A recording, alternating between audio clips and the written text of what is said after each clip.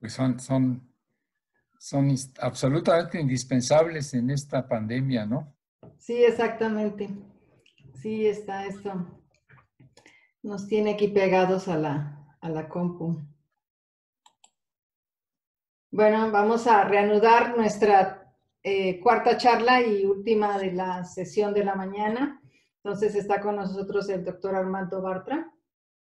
Creo que no necesita mucha presentación, pero para cumplir con el protocolo me voy a dar a la tarea de leer una semblanza, una pequeña semblanza, porque si no, se nos va la presentación en eso. Entonces, cuenta con estudios en filosofía de la Facultad de Filosofía y Letras de la Universidad Nacional Autónoma de México, doctor honoris causa de la Universidad Nacional de Córdoba, Argentina. Ha sido profesor en México en la Facultad de Economía de la UNAM, en la Escuela Nacional de Antropología e Historia, licenciatura en Antropología Social. Actualmente es profesor investigador de la Universidad Autónoma Metropolitana de Xochimilco, en Xochimilco.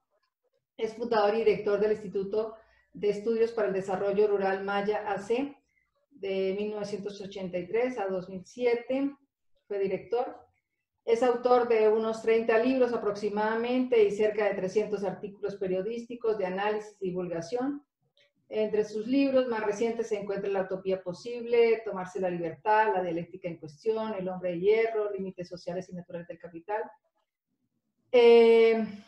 Bueno, y muchos otros. Sus temas abarcan el amplio espectro de las ciencias sociales, pero ha puesto mayor énfasis en los procesos del campo y los campesinos en México y Latinoamérica, siendo uno de los que ha caracterizado a los sujetos campesinos, así como a los originarios del continente como clase social. Bueno, entonces, doctor Armando Bartra, bienvenido a esta sesión de AMER, de la pandemia, exclusiones y emergencias en la vida rural. El público está aquí a la expectativa de escucharlo. Bueno, muy buenos días y muchas gracias por la invitación a este seminario, AMER, y muchas gracias a Nora por la presentación. Y bueno, pues vamos al grano ahora en este modo tan socorrido y finalmente ya tan amable de estar presentes en ausencia que es el Zoom. Voy a referirme al tema precisamente del campo mexicano y de la pandemia del COVID-19. Disculpa, Armando, te interrumpo un poquito antes de que comiences. Sí. ¿Podrías bajar un poco tu cámara para ver tu cara? Porque veamos... Yo no veo dónde está yo no me veo. Ya está, perfecto. Sí. Gracias. Ahí va. Porque sí, yo no me estoy viendo, pero bueno. Listo. Sí, está bien. Sí. Ok, entonces si estoy en cámara, voy a reanudar. Digo que voy a hablar del campo mexicano y de la pandemia y quisiera empezar diciendo que como Ramonet ha caracterizado a la pandemia como un acontecimiento social total. Yo he dicho también que es una experiencia desnuda planetaria y creo que es las dos cosas. Es un evento que nos abarca a todos y que impacta a todos los aspectos de la vida y es una experiencia compartida por la humanidad entera que desarticula los esquemas interpretativos y que desnuda nuestra conciencia y desnuda también nuestra sensibilidad. La pandemia, la COVID-19, es una crisis global y como todas las grandes conmociones, nos sacude y nos mueve el piso. Pero con frecuencia sucede que en vez de enfrentarnos con la mente abierta a los nuevos interrogantes que plantea la sacudida planetaria, reaccionamos defensivamente. Reaccionamos ratificando nuestras convicciones, repitiendo conceptos ya acuñados y dando viejas respuestas a nuevas y retadoras preguntas. Un repertorio de estas respuestas. Dice el economista bote pronto, ¿no? La recesión ya la habíamos pronosticado, la pandemia es solo un acelerador. Sostiene el politólogo, la pandemia es parte de la nueva biopolítica, que es la necropolítica, y se exagera el riesgo para justificar el autoritarismo. El filósofo afirma, es una forma de prolongar el permanente estado de excepción, ya lo decía Benjamin, y Agamben. El comunalista profundo plantea la pandemia se origina en la globalización salvaje, de modo que su salida está en lo local, su salida está en las autonomías, si me apuran, su salida está en los caracoles, anuncia el ambientalista pachamámico. La madre naturaleza nos pasa la factura, tanto habíamos acusado al pobre murciélaguito, que claro, cobra venganza, dice el marxista. La pandemia oculta problemas estructurales como la explotación, la pobreza, la exclusión, que matan más que el virus. El izquierdista radical convoca, compañeros, hay que transformar la pandemia en un llamado a la revolución, el capitalismo está tocado de muerte, y así recitamos una y otra vez fórmulas acuñadas antes.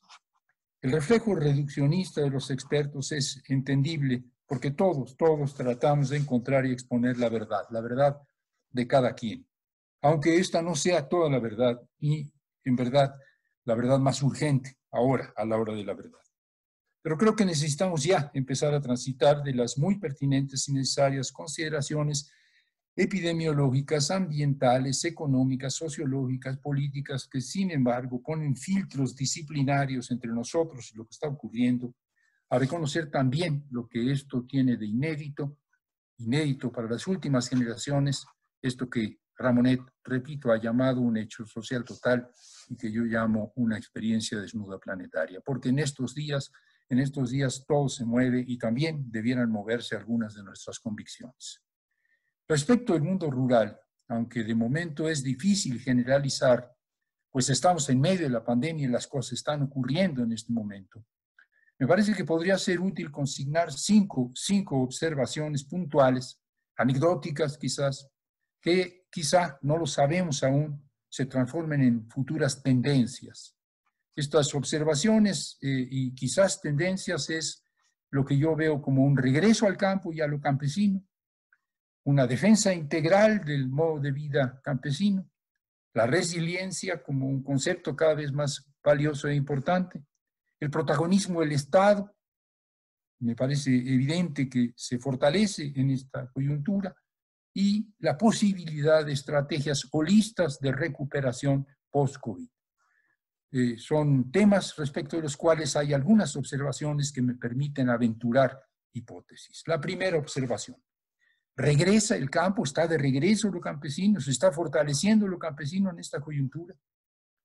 Tengo la fortuna de interactuar con un grupo de investigadores que trabajan en el campo y también, por fortuna para ellos y para mí y para todos, no han perdido por completo el contacto con sus procesos regionales. Y he podido constatar de manera casuística, de manera anecdótica, no generalizable, que este año la gente sembró igual o más que el año anterior o que los años anteriores. La suspensión de actividades económicas no esenciales como medida de mitigación no operó en el campo, no solo porque producir alimentos es esencial, sino también porque los procesos productivos agrícolas son estacionales y suspender o posponer una actividad es perder un año completo. Y en algunos casos es también arriesgar el deterioro del recurso productivo, una huerta que no se cosecha, que no se trabaja, se deteriora. Y finalmente porque los campesinos, pequeños y medianos, igual que los cuentapropistas urbanos que viven al día, viven de lo que producen con su esfuerzo cotidiano, y detener o interrumpir este esfuerzo, detener o interrumpir la producción, es quedarse sin ingresos. De modo que este año la gente que sembraba, sembró, pero también otros sembraban. En algunos casos, familias campesinas con ingresos provenientes de trabajos asalariados fuera de la unidad, en actividades que se suspendieron o actividades que se cancelaron, por ejemplo, gente que trabajaba en la construcción, gente que trabajaba en el turismo, regresaron o no salieron de su comunidad y fortalecieron con el trabajo ahora disponible la producción agrícola de autoconsumo.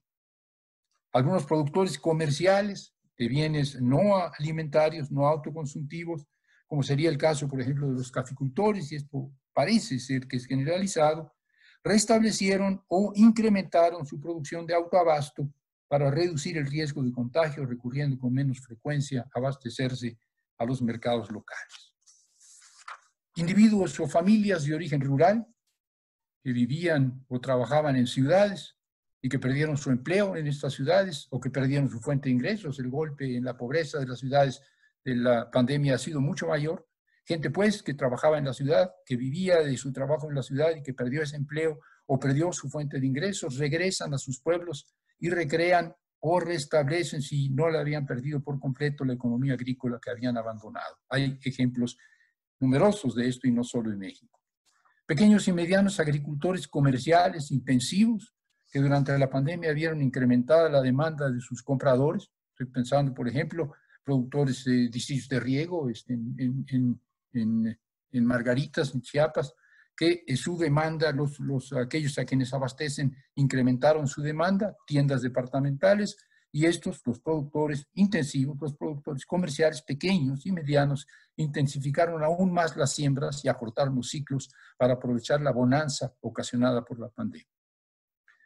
Esto y otros muchos ejemplos y el buen temporal hacen pensar que paradójicamente el año infernal, el año terrible de la pandemia, el año de la COVID-19 será desde el punto de vista agrícola un buen año agrícola. Creo que lo será tanto en lo tocante a la producción que sale al mercado, que es fácilmente medible, estadísticamente verificable, como la menos verificable, menos medible, pero extraordinariamente importante, que es la producción de autoconsumo. Como sucede en las guerras, como sucede en las crisis económicas, en la presente pandemia al campo le está yendo menos mal que a otros sectores. Y no estoy hablando del golpe específico de la enfermedad y de las muertes y de la letalidad que está teniendo en el campo. Estoy hablando de sus repercusiones sociales y económicas. Digo pues que al campo en estas repercusiones sociales y económicas de la pandemia le está yendo menos mal que a otros sectores. Lo que nos remite a que en lo económico la agricultura acostumbra a tener un comportamiento contracíclico, y creo que va a tener un comportamiento contracíclico, y en lo social el mundo rural es más resiliente que el mundo urbano, y creo que está demostrando que es más resiliente que el mundo urbano. No quiero decir que no esté impactado, no quiero decir que no haya sufrimiento, no quiero decir que no haya muerte, no quiero decir que la pandemia no se ensañe con los más pobres y los más marginados, solo quiero decir que el mundo rural es más resiliente que el mundo urbano y que la agricultura por lo general es contracíclica, lo cual creo que también es verdad. Si estas observaciones puntuales se consolidaran como tendencias, si así fuere, porque no estoy afirmando que así sea, estaríamos ante un proceso más o menos intenso, más o menos duradero de recampesinización, no solo de vuelta a lo rural, sino también de fortalecimiento de las actividades propiamente campesinas de autoconsumo, de producción de autoabasto, de milpa, etc. Lo cual no sería sorprendente, pues producir para comer es un recurso, es una fórmula que aún los campesinos más comerciales no olvidan, y es sabido por todos que para la gente de origen rural, aún si ya no vive en el campo, el pueblo natal ha sido siempre retaguardia y red de protección frente a la desgracia familiar, frente a la desgracia nacional, en este caso frente a la desgracia global. Una segunda observación. Me parece que en algunos casos, cuando menos, y esto es deseable, pero no sé si es generalizable, se está mostrando en esta coyuntura de la pandemia una defensa más integral del modo de vida campesino que como venía siendo en los meses anteriores. Otra respuesta a la pandemia, que es casuísticamente observable, es que, y que quizá pueda volverse tendencia, es que organizaciones que se movilizaban en torno a objetivos específicos, proverbialmente la defensa de sus territorios amenazados por minas, por presas, por carreteras, por desarrollos turísticos, por ductos, están ahora ampliando el espectro de sus luchas a otras dimensiones de su problemática, también estratégicas, pero que hasta hace unos meses eran menos visibles, eran menos movilizadoras, eran menos convocantes. Ahí estaban, pero la focalización en un tema específico, por ejemplo, la defensa de los territorios, no dejaba ver estos otros aspectos de la vida campesina que también había que reivindicar, pero que no estaban en el centro de la acción política. Estoy hablando de cuestiones como la salud, como la producción de alimentos, por ejemplo. Un dirigente de una organización de la Sierra Nororiental de Puebla nos decía hace unos días: ayer nos movilizábamos principalmente en defensa de los territorios del entorno. Hoy luchamos también, y en este momento sobre todo, por la salud del cuerpo como nuestro primer territorio. Y es que en la sierra poblana, en la Sierra Nororiental y en partes de Veracruz, 32 grandes asambleas habían sido la forma en que se impulsaba la lucha, habían sido el eje de la lucha contra las mineras y las hidroeléctricas. Y estas asambleas están, por el momento, desde hace meses ya, desde hace 5 o 6 meses, suspendidas por razones sanitarias. Además de que la presión de las corporaciones mineras ha disminuido un poco porque la recesión y la baja de los precios de los minerales no anuncian buenos tiempos para la minería. No hay que alegrarse por ello. La minería es el gran negocio del futuro. De todas maneras, las mineras están ahí, van a estar acosando igual, pero no cabe duda de que los precios de los minerales han bajado y la recesión va a hacer que sigan bajando los precios y quizás la presión sea menor. En todo caso, la amenaza está latente. Lo que yo estoy diciendo no es eso, sino que hay una ampliación de la gama de reivindicaciones de estas movilizaciones que estaban muy centradas en un tema específico. Más que un cambio en el tema movilizador, lo que creo que estamos viendo es el reconocimiento, favorecido por la pandemia, de la multidimensionalidad y de la integralidad de la lucha por preservar el modo de vida campesino. Una lucha que no se agota en los combates por conservar el control de los territorios, sino que incluye también la preservación o creación de las condiciones que hacen posible la reproducción de las comunidades en estos territorios. La salud, la alimentación, la seguridad, la economía.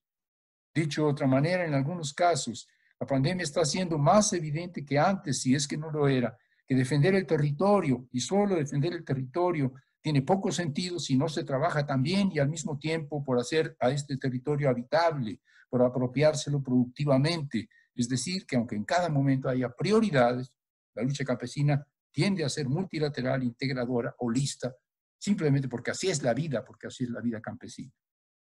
Una tercera observación se refiere a la resiliencia.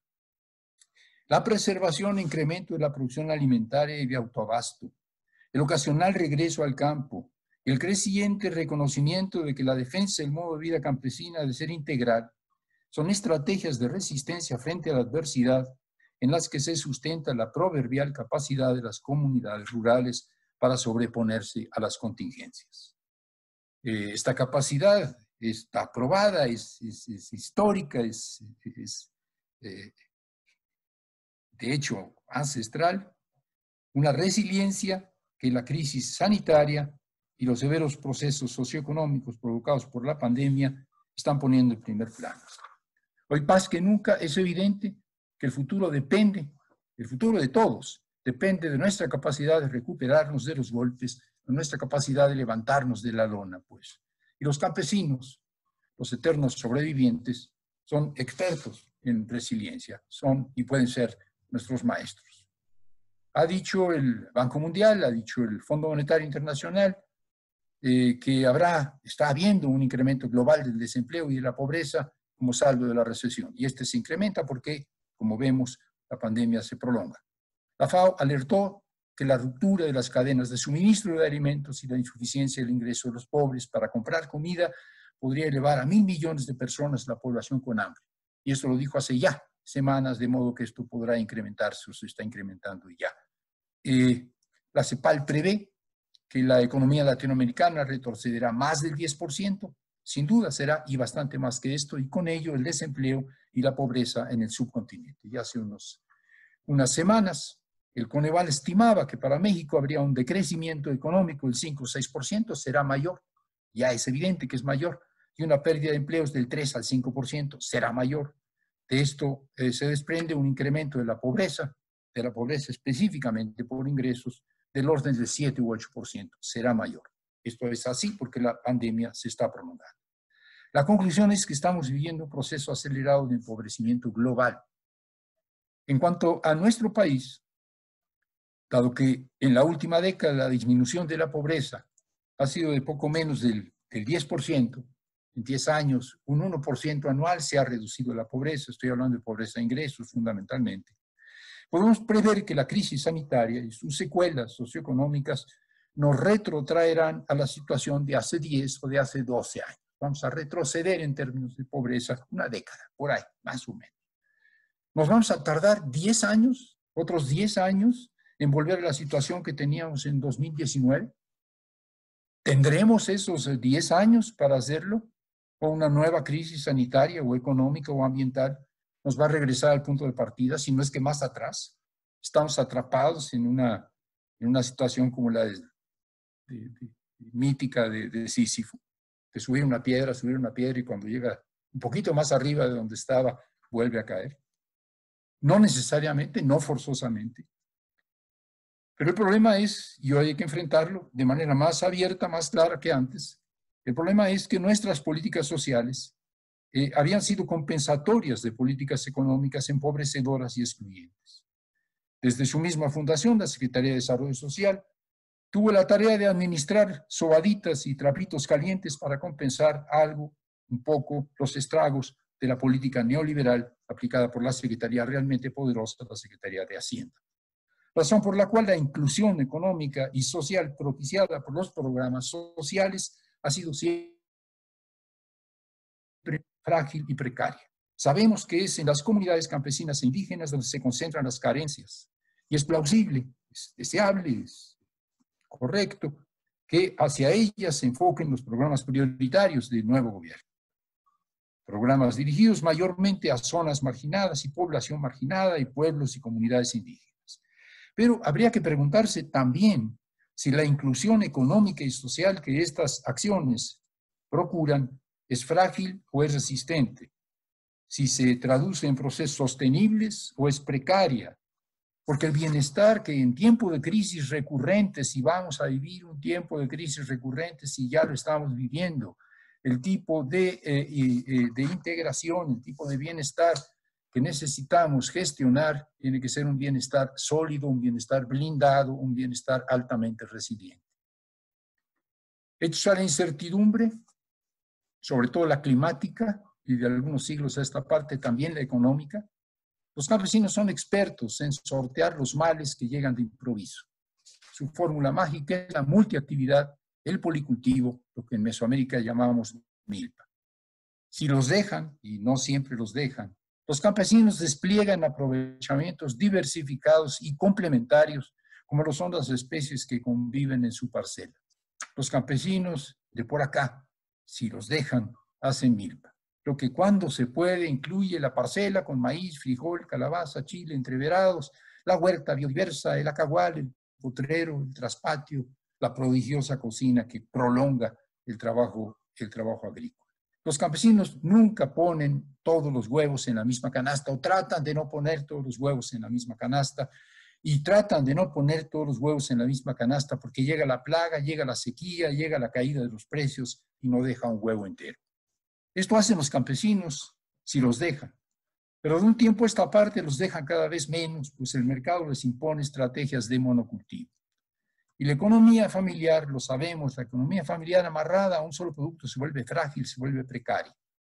Entonces, ante la pandemia y otras amenazas, es vital regresar a la multiactividad sinérgica que soporta mejor que el monocultivo las adversidades. Y por esto, a la luz del COVID-19, algunos programas rurales del actual gobierno tienen más alcance que otros. El de precios de garantía, por ejemplo, es un programa cuantioso en términos de los recursos que moviliza y del número de personas a las que llega. Un programa que ayuda a los pequeños productores en desventaja ante un mercado incierto, es un programa plausible. Sin embargo, es un programa que al actuar a través de los precios puede resultar regresivo. El que produce más, el que tiene más rendimientos, el que tiene un poco más de tierra, va a recibir más del programa que el que tiene menos tierra o menos rendimientos o produce menos. Además de que no incide directamente en la producción. No sabemos si este precio mayor va a incrementar o mejorar la calidad, la sostenibilidad de la producción. El de fertilizantes es un programa que se justifica, pues pretende subsidiar los costos de los agricultores pobres, hasta ahora solo en Guerrero. IBS histórico es un programa de muchísimos años, 50 años ya, pero sin análisis de suelos y con poco énfasis en los biofertilizantes, poco ayuda a repartir sulfato de amonio, ni siquiera urea, que es lo que están cambiando ahora para producir más y para producir mejor. En cambio, viéndolo en la perspectiva del COVID, viéndolo en la perspectiva de la pandemia, un programa como Producción para el Bienestar, es decir, el sustituto de lo que era el viejo Procampo, está avanzando, empieza a avanzar seriamente hasta donde yo lo he podido ver, hacia un modelo productivo sostenible, al incorporar a las transferencias monetarias, que son su base, un acompañamiento técnico orientado a la transición agroecológica y, obviamente, no solo una transformación productiva, sino una transformación organizativa. Pero me parece que de los programas públicos para el campo, que hoy se ponen otra vez a debate, a reflexión, en el contexto de una pandemia que está afectando la capacidad de resistir, de volver a la normalidad con mucha severidad, es Sembrando Vida. Un programa en el que se fomentan los cultivos anuales de milpa, destinados principalmente al autoconsumo, por una parte, asociados con árboles frutales que empiezan a producir en el corto plazo, 3, 4 años, para el autoabasto, pero también, en este caso, para el mercado, y árboles maderables como cedro, como caoba, cuyos beneficios se verán en el largo plazo. Y todo esto articulado en agroecosistemas sostenibles que además reforestan y mantienen la fertilidad de los suelos. Y permiten un ingreso distribuido a lo largo del año y un empleo también distribuido a lo largo del año, cosa que otras actividades no propician. Como modelo, como diseño, me parece extremadamente virtuoso, y a esto se añade la promoción de formas asociativas. Y esto tiene virtudes, pero estas virtudes creo que las mayores serían su posibilidad de ser resiliente, pues su diversidad básica, lo que ya describí, que puede enriquecerse ilimitadamente a partir de las condiciones y los saberes locales, permite capotear o permitirá capotear las peores tempestades. Busquemos acciones de este tipo, con este tipo de diseño, que presenten características que las hagan resilientes, que las hagan resistentes, que las hagan capaces de soportar los golpes climáticos, de salud o de económicos que sin duda vendrán. Emergencias sanitarias, siniestros climáticos, planetarios, desplomes económicos son evidencias que desacreditan la idea de un porvenir sin riesgos, de un porvenir sin catástrofes, de un porvenir sin crisis humanitarias. Los seres humanos vivimos y viviremos en peligro. La idea cara al racionalismo de que al poner en orden a la naturaleza y a la sociedad estamos construyendo un mundo de seguridades es uno de los dogmas de la modernidad que se derrumba. Debemos aprender a esperar lo inesperado. Hay que irse acostumbrando a vivir en la incertidumbre, a vivir como siempre lo han hecho los campesinos que pueden ser ahora más que nunca nuestros maestros. Una cuarta observación. Mayor protagonismo del Estado. Lo que estamos viendo es un reposicionamiento del Estado, fortalecimiento de la presencia del Estado en todos los ámbitos. Respecto del tema del campo, las observaciones de este cuarto apartado resultarán quizá una digresión, pero me parece que es una digresión pertinente, una digresión necesaria para concluir esta exposición con alguna reflexión sobre el futuro de lo rural. Para bien o para mal, las responsabilidades de los estados y la forma adecuada o inadecuada con que los gobiernos las están asumiendo es el centro del debate en el contexto de la pandemia.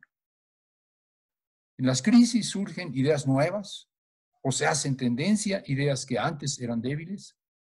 Por ejemplo, del temblor que colapsó la Ciudad de México en el 75, del pasmo del gobierno ante ese siniestro y del activismo de los ciudadanos en la salvación de vidas, surgió, es proverbial que así fue, surgió para el caso de los chilangos y para el caso del país entero el concepto de sociedad civil. Y no solo el concepto era viejo, muy viejo, sino su preeminencia en el imaginario colectivo, su preeminencia en las prácticas socialmente comprometidas. Surgió de esta crisis la sociedad civil, no solo como concepto, sino como elemento del imaginario colectivo y como elemento de la práctica social.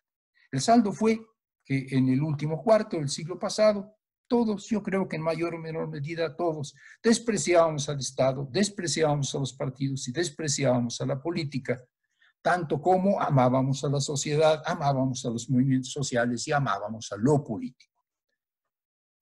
Creo que acercándose al fin del siglo y en el principio del nuevo, la transformación de algunos movimientos sociales, por ejemplo, europeos, en partidos políticos, Syriza en Grecia o Podemos en España, y luego, en algunos casos, la transformación de movimientos sociales y partidos políticos en gobiernos, y estoy pensando en los gobiernos progresistas del Cono Sur, empezaron a modificar estas convicciones. El Estado, los estados y los gobiernos que utilizan al Estado para la transformación empezaron a volverse más protagónicos, a reconocerse su papel fundamental y no solo de los movimientos.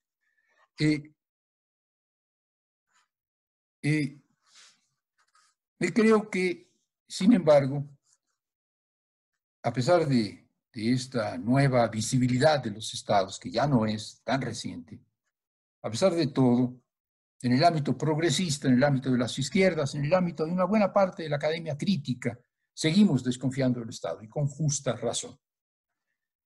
Pues bien, pienso que la pandemia nos está llevando a rectificar algunas de estas acendradas convicciones.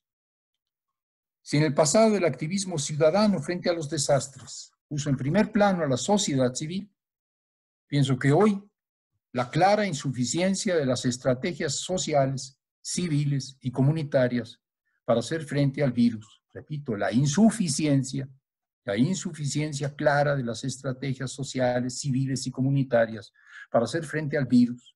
Y por otro lado, el creciente activismo de los gobiernos para tratar de manejar o utilizar para sus aviesos fines ciertamente la emergencia, está reposicionando al Estado y sus incumbencias en el imaginario colectivo.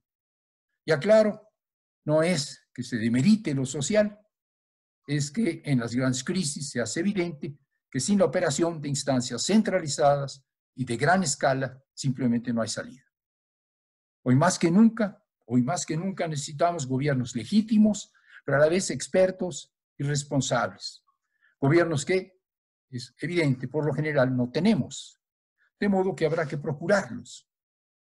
La pandemia, en un sentido más amplio, la crisis de la relación sociedad-naturaleza, reclaman un activismo estatal calificado, siendo indispensables la iniciativa y la autogestión ciudadana.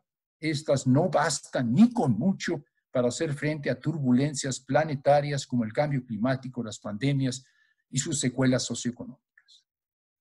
Cada día resulta más claro que solo los estados y los organismos multilaterales pueden movilizar las capacidades técnicas y los recursos materiales necesarios para hacer frente a los grandes desastres. La solidaridad, el apoyo mutuo, la cohesión comunitaria son indispensables, absolutamente indispensables para sobrevivir, pero únicamente instancias centralizadas como las gubernamentales pueden generar, captar, procesar rápidamente, interpretar, sacar conclusiones de la información, tomar rápidamente decisiones sustentadas y poner en acción los enormes, ingentes, colosales recursos institucionales, económicos y materiales que se requiere para operarlas. Que lo hagan o no, que lo hagan bien o no, eso es otro problema, pero si no lo hacen ellos, ¿quién lo va a hacer? La humanidad entró en zona de turbulencia, en una crisis multidimensional que cuestiona el orden económico, social y político, pero también el tipo de relación que tenemos con la naturaleza. Degradación medioambiental, calentamiento global, estrés hídrico, pérdida de biodiversidad, astringencia energética, insuficiencia alimentaria y por último, aunque no menos importante, ahora estamos viviendo en ella, emergencias sanitarias que ponen en entredicho nuestra sobrevivencia biológica. Una contingencia civilizatoria múltiple cuya contención, cuya eventual superación demanda esfuerzos extraordinarios a todos los niveles. Hoy es claro que es a todos los niveles. Las personas, las familias, las comunidades, las naciones, los estados, incluyendo lo que hay de organismos multilaterales. Con menos de eso no salimos vivos de la crisis. ¿Que la mayor parte de los gobiernos sirve a otros intereses y no a sus pueblos? Así es. ¿Que la mayor parte de los gobiernos carece tanto de las capacidades como de los recursos para hacer frente a estas crisis? Sin duda. ¿Que los acuerdos sustantivos entre naciones parecen imposibles, o son mínimos, o son retóricos? Sin duda también. ¿Que los organismos multilaterales existentes responden más a las transnacionales que a los intereses de la humanidad? Probablemente. Así es. Pero cambiar este estado de cosas es hoy un asunto literalmente de vida o muerte. Y en estos días, creo, millares, millones, miles de millones de personas se están dando cuenta de que es así. Una quinta y final observación. En la pandemia quizá estamos avanzando hacia una estrategia integral de recuperación pasada la pandemia o esta fase de la pandemia, post-COVID, si es que hay un post-COVID. La pandemia está poniendo en evidencia la profunda relación que existe entre salud, alimentación, medio ambiente, agricultura, economía, cuando menos. Y todo esto, claro, con bienestar. Y por tanto está destacando el hecho de que solo estrategias públicas integrales pueden enfrentar con éxito estos grandes retos. Ahora bien, entre otras cosas, por su acrecentado protagonismo, catapultado por la pandemia, los gobiernos son y serán cada día más un campo de batalla.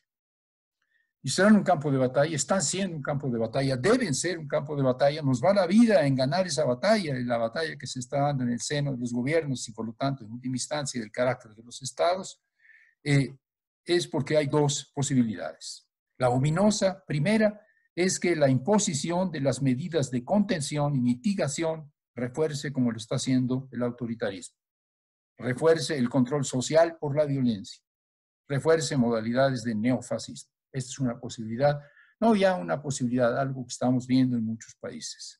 La segunda es que la urgencia de acciones públicas centralizadas, urgencia, emergencia de acciones públicas centralizadas, se vaya traduciendo en intervenciones gubernamentales sin duda enérgicas, pero concertadas, corresponsables, socialmente sensibles y técnicamente solventes, y hoy la solvencia técnica es muy importante.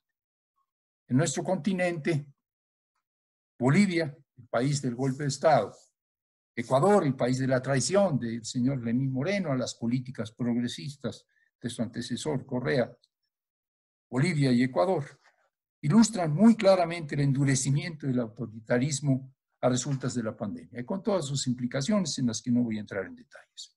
En cambio, me parece que es un buen ejemplo de lo contrario, el de México. En lugar de imponer coactivamente a los ciudadanos, como se ha hecho en muchos países, diría yo que en la mayoría de los países, las medidas de mitigación, nuestra Secretaría de Salud optó por actuar sobre la actividad educativa, económica y recreativa y desarrollar paralelamente un plausible trabajo de reconversión del sistema médico y hospitalario abismalmente insuficiente. Decisiones y acciones que, a mi juicio, documentan lo bueno que es en las crisis tener un gobierno aceptable, un gobierno socialmente sensible. Pero lo que aquí quiero destacar no es esto, sino la capacidad que estoy viendo, que estoy encontrando en algunos funcionarios de este gobierno y en aquellos que no lo somos y lo estamos viendo desde fuera, desde el punto de vista desde fuera del gobierno, algunos funcionarios de este gobierno para aprender de la crisis y transformar su aprendizaje en proyectos de futuro, proyectos que a su vez se apoyan en el diagnóstico riguroso de lo que está pasando. Sabemos que la letalidad que entre nosotros tiene el SARS-CoV-2 depende de muchos factores, entre ellos las comorbilidades, la diabetes, la enfermedad cardiovascular, la obesidad, el sobrepeso. Comorbilidades, es algo que ya hoy es obvio, es un lugar común, provocadas en gran medida por la mala alimentación. Ingesta inadecuada, que se explica por la lógica con que opera el sistema comercial alimentario, pero también por las características de nuestra agricultura. Modos de producir en el campo, agropecuarios, que a su vez tienen serias y negativas repercusiones ambientales. Y todo esto tiene graves implicaciones sociales y económicas, pues impacta el bienestar e impacta la competitividad. De ahí surge un diseño estratégico que puede ser fundamental para la reestructuración post-COVID en todos estos ámbitos. En todo caso, necesitamos este diseño estratégico para salir fortalecidos de esta crisis. Y creo que está empezando a surgir en estos funcionarios de gobierno un planteamiento, una estrategia que nos permitiría resolver o enfrentar más bien de manera integral, de manera holista, las múltiples dimensiones de la crisis. Y esta es la transformación del sistema agroalimentario mexicano. la transformación del sistema agroalimentario mexicano, que no es solamente la agricultura, sino que son los sistemas de comercialización y de procesamiento, que es la comercialización, que es la organización social de los productores, que es el sistema de salud, que son los sistemas educativos. Proyecto que está siendo diseñado por una, me parece a mí, inédita convergencia de secretarías de Estado, institutos y otros organismos públicos que han bautizado como Grupo Intersecretarial para la Salud, la Alimentación, el Medio Ambiente y la Competitividad, GISAMAC. El acercamiento de estos diferentes sectores, institutos, secretarías, subsecretarías, etcétera, es anterior a la pandemia. De hecho, se fundó el grupo por ahí de febrero de 2019. Sin embargo, en el contexto de la pandemia, la emergencia ha mostrado la importancia de los temas que este grupo se estaba planteando. Pues la emergencia sanitaria, la crisis sanitaria pone de manifiesto la pertinencia absoluta de un abordaje integral, holista, que este grupo es el que plantea. No me puedo extender aquí, y está en proceso de construcción, los diferentes aspectos de dicha estrategia. Menciono solo uno, un asunto quizá menor, creo que puede ser indicativo. Era un punto ya ganado que la canasta alimentaria debía incluir productos necesarios para una alimentación sana, saludable. Hoy se propone agregar otro criterio, el que estos productos provengan de una actividad agropecuaria que no dañe el medio ambiente. Es decir, una dieta no solo sana, no solo saludable, sino sustentable y también económicamente viable. Es decir, agregar otros elementos a un concepto que era un concepto reducido al tema de la nutrición, en el mejor de los casos al tema de la salud alimentaria, extenderla a cómo se generan estos alimentos, a las condiciones agroecológicas de la producción agropecuaria, a las condiciones económicas de esta producción y por lo tanto a una visión mucho más integral. Si en esta coyuntura surgen procesos de integración, si es que surgen, si es que se desarrollan, si es que maduran, procesos de integración entre secretarías y otros organismos públicos que vayan dejando atrás el feudalismo y la balcanización institucional. Si en estos procesos se plantean proyectos estratégicos multidimensionales con visión holista, y si quienes los impulsan son algunos de los servidores públicos más visionarios y comprometidos de la presente administración, y sobre todo, si las organizaciones sociales, las organizaciones civiles, los expertos y la academia se incorporan a dicha iniciativa, la pandemia habrá servido para algo. Gracias. Bueno, agradecemos a Armando su presentación y abrimos la discusión para aquellos que tengan preguntas. Bueno, muy interesante todo el planteamiento que nos está haciendo, también una parte bastante polémica, entonces escuchamos. ¿No hay preguntas? De eso se trata.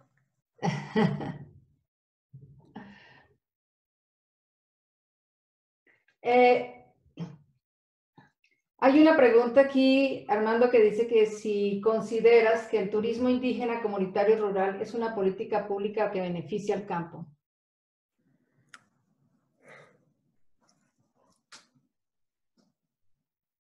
Bueno, contesto a esto. Sí, por favor. Sí. Pues depende de cómo se impulse, ¿no? Bueno, es una política, sin duda, es una política en un sentido más específico, ¿no? Es una acción que tiene una orientación, que tiene ciertos objetivos y que utiliza ciertas herramientas, ciertos recursos. En ese sentido se puede hablar de que es una política, es quizás una acción que forma parte de políticas mayores, pero en todo caso me parece que es loable y que no es que yo lo diga o que a mí me guste o que yo haya diseñado un modelo de turismo comunitario que sea legítimo, sino porque hay en el país decenas, cientos, miles, creo yo, de experiencias de muy diversa índole de turismo comunitario, de turismo rural, de turismo alternativo, y que en muchos casos están resultando exitosos, tanto porque fortalecen la economía de aquellos que los impulsan y desarrollan, como porque no afectan, no impactan sobre el medio ambiente, y ¿por qué? ¿Por qué no decirlo? Enriquecen la perspectiva que los posibles visitantes tienen sobre lo que es el mundo rural. Creo que en muchos casos es algo plausible, loable. Conozco algunas experiencias, conozco la experiencia de la Tosepa Antitatanisca en la Sierra de Puebla, una organización náhuatl, totonacú y mestiza, dedicada a la pimienta y al café y a la miel de meliponas, pero también al turismo alternativo. Y bueno, creo que todas las universidades cercanas a la Sierra de Puebla, estoy hablando cuando menos de las de Puebla, la propia ciudad de Puebla, y de las del Distrito Federal, han tenido alguna vez, sobre todo en el área de sociales, jóvenes estudiantes visitando en sus cabañas, en sus hoteles, en sus lugares donde sirven comidas y en sus visitas guiadas la experiencia de Tosepan. Si esto es turismo alternativo, me parece loable, me parece que hay que seguirlo impulsando y me parece valioso. Bien, hay otra de cómo poder llevar a los lugares más apartados las políticas públicas de la cuarta T, sobre todo a regiones indígenas donde hace falta, o sea, ¿qué se está haciendo o qué se podría hacer? Sí. La pregunta dice llevar. Que el enfoque de llevar a los lugares más apartados es un enfoque que nos coloca ya en una trampa. Pensar que se trata de una iniciativa bondadosa, generosa, humanitaria, que viene de alguien que está fuera y arriba seguramente, y que tiene los poderes para lograr el cambio, y que tiene que llegar a donde están aquellos que aislados, pequeños, pobres, marginados, tienen que ser salvados. No va por ahí. Yo creo que lo que necesitamos es ciertamente una participación de todos en las políticas, pero esto no va por el lado de que estas lleguen a ellos, sino de que estos, que en algunos casos están organizados, en algunos casos están movilizados, se acerquen a los problemas que ellos tienen y a las soluciones que otros proponen. Es mutuo, sin duda. Si el sector público no busca la proximidad con los presuntos, entre comillas, beneficiarios, es decir, los destinatarios de las políticas, en este caso de bienestar, si no busca la aproximación, si no busca el diálogo, está mal. Pero no es una acción unilateral. Yo llego aquí y les digo, miren, hay tales políticas que interesan sí o no, sino que es una relación bilateral. Yo apostaría mucho más a que las organizaciones sociales campesinas que van surgiendo y que hay que crear más, que las organizaciones civiles que las acompañan, que los académicos que también en algo coadyuvamos, ayudáramos a que la gente estuviera no solo más y mejor organizada para enfrentar con sus propios recursos y sus propias fuerzas los terribles problemas que enfrentan, sino también para procurarse aquellos recursos y aquellos aquellos programas y políticas que, siendo gubernamentales, son necesarios para coadyuvar a su propio esfuerzo. Si lo ven, sí, sin duda hay que tomar medidas. Creo que se están tomando algunas medidas. Creo que, pero es un tema que no podemos abundar aquí y ahora. Creo que tuvimos una situación evidente. La pandemia llegó primero a las ciudades, a los lugares de alta concentración poblacional y de alta densidad y de muchos intercambios y flujos, y después se fue extendiendo muy lentamente o más lentamente al campo, pero finalmente está llegando a todas las comunidades, aún las más aisladas. Esto dio un poquito de tiempo como para que se les prendiera el foco, se pusieron las pilas quienes están manejando el tema de la pandemia y empezar a darse cuenta de que en el campo no es posible manejar las cosas como en la ciudad. No le puedes decir a la gente, guarda la sana distancia, su trabajo no esencial, y pues ve al doctor si te sientes con problemas respiratorios. Ahí hay que actuar de otra manera, y esta otra manera son brigadas comunitarias, esta otra manera es apoderarse en las estructuras comunitarias que ya existen, utilizar los recursos que las tienen y sin duda reforzarlo, porque esta no es una enfermedad cualquiera, esta es una pandemia con impactos que difícilmente los propios recursos de las comunidades, la medicina de las comunidades, los sistemas de salud comunitarios pueden enfrentar solos. Vuelvo al mismo ejemplo porque es el que conozco mejor. El subsecretario de Salud, López-Gatell, hizo una visita precisamente a la Tosepan Titatanisque, y no la hizo por turismo, sino que la hizo porque la Tosepan Titatanisque, entre otras muchas cosas, hablé de miel, hablé de café, hablé de turismo, hablé de pimienta, tiene un sistema de salud, un sistema de protección, de cuidado de la salud también extraordinariamente exitoso, diríamos, que pone a las comunidades y a las familias como los sujetos de la acción de preservación de la salud y no las instancias públicas. Si esto sucede, entonces habremos aprendido algo La pandemia no puede enfrentarse en las comunidades pequeñas, sino es a partir de la propia solidaridad y organización de la comunidad, que por fortuna existen.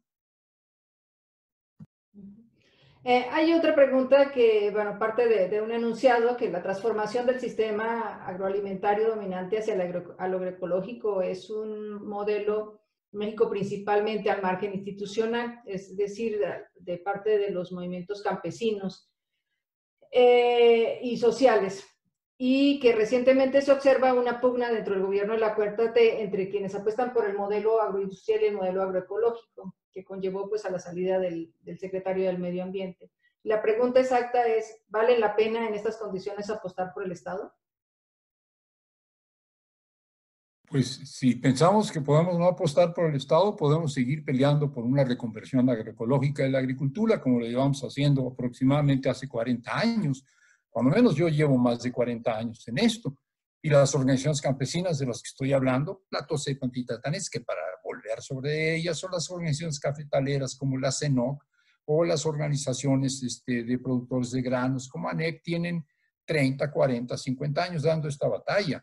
El movimiento campesino mexicano, unido en torno al proyecto El Campo No Aguanta Más, logró arrancarle al gobierno un acuerdo nacional para el campo que iba a dar una reconversión del campo, no tan agroecológica entonces, porque el tema no era tan fuerte, pero sí una reconversión campesina del campo mexicano, y dimos la batalla y ganamos la batalla y se firmó y valió absolutamente madres.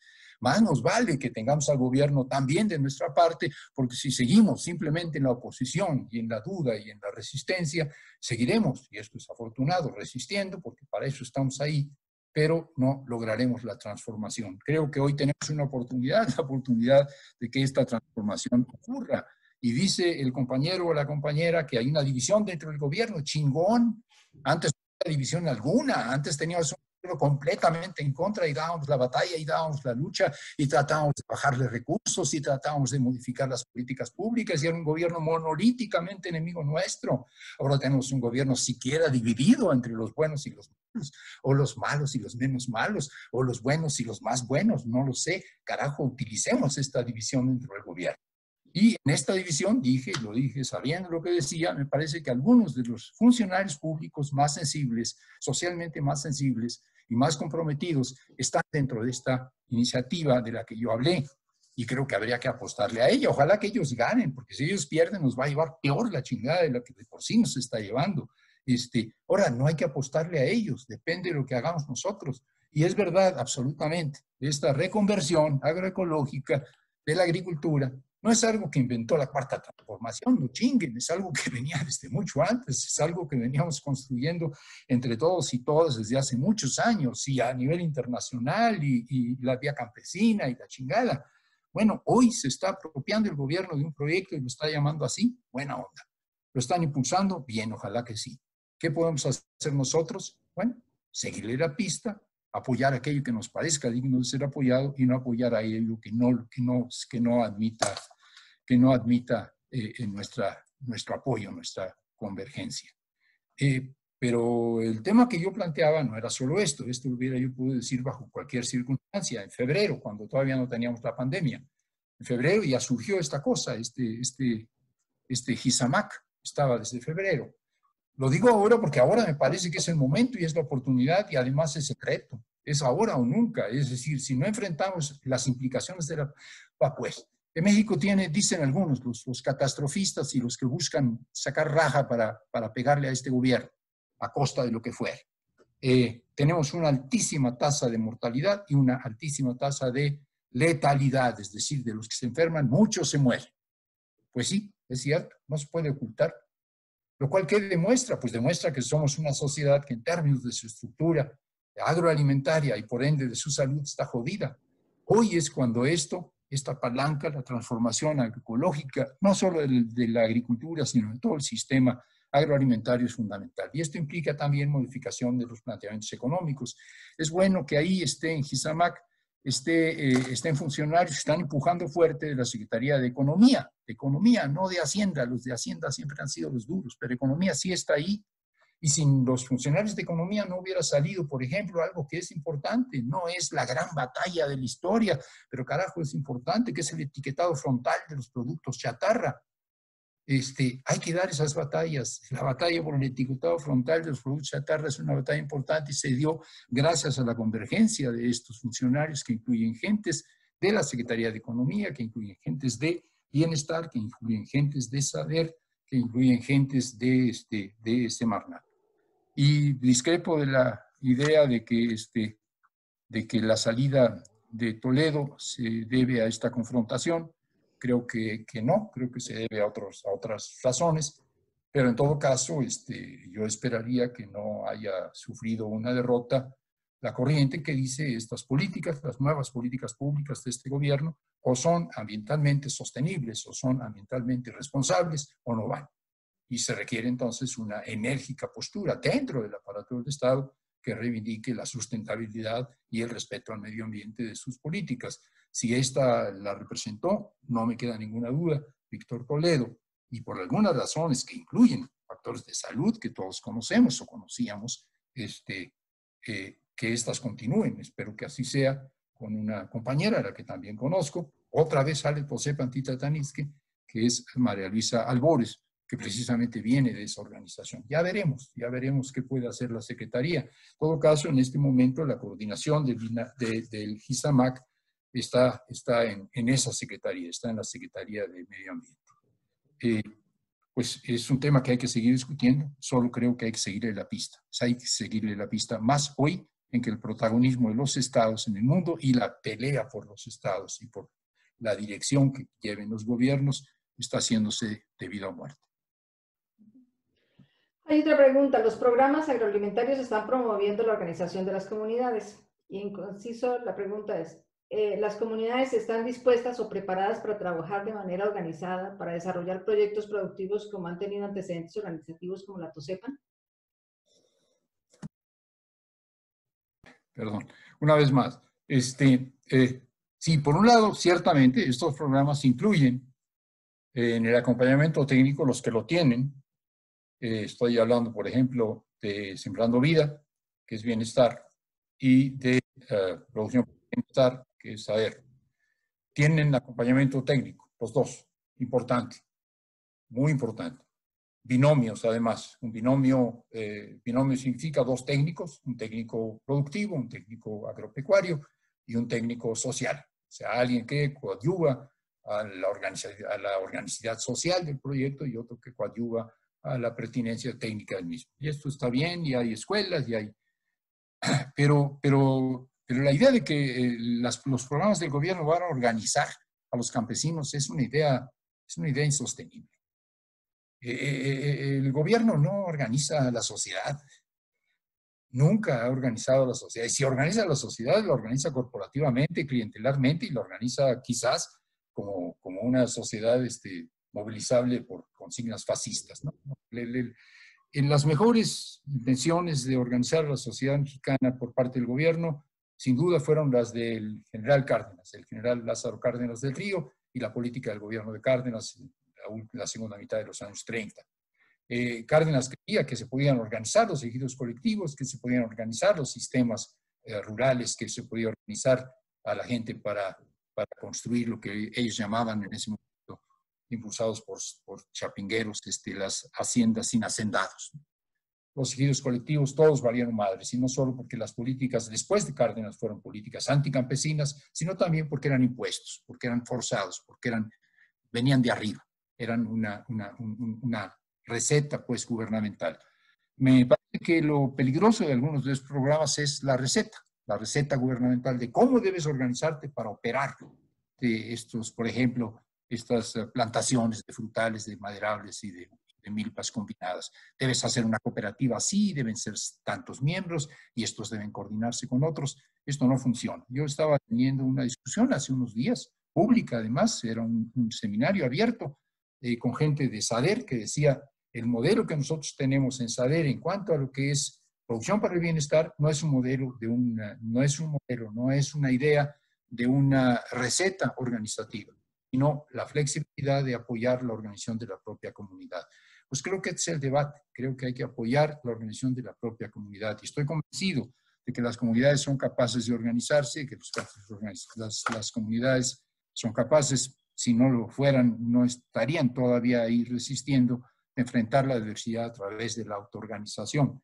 El problema es modificar la relación Estado y sociedad, porque las comunidades también han aprendido que el Estado llega con fórmulas, con recetas, con reglas de operación y les dice, para poder acceder a tal cosa debes hacer esto y esto y esto, y debes organizarte así y así y asado, y debe haber tal y tal. Y entonces la gente lo hace, la gente no se organiza como ella quiere para asumir con su propia autogestión las políticas públicas, sino que responde a las políticas públicas conforme se lo exigen, es decir, cómo quieren que haga, qué quieren que diga. Va a ser con cuota de género, ¿cómo no? Oye, señora, pon tu huella aquí para que haya el porcentaje de género que se necesita. Esto es una pésima tradición y es una tradición mexicana y en algunos sentidos se está reproduciendo, hay que evitarlo.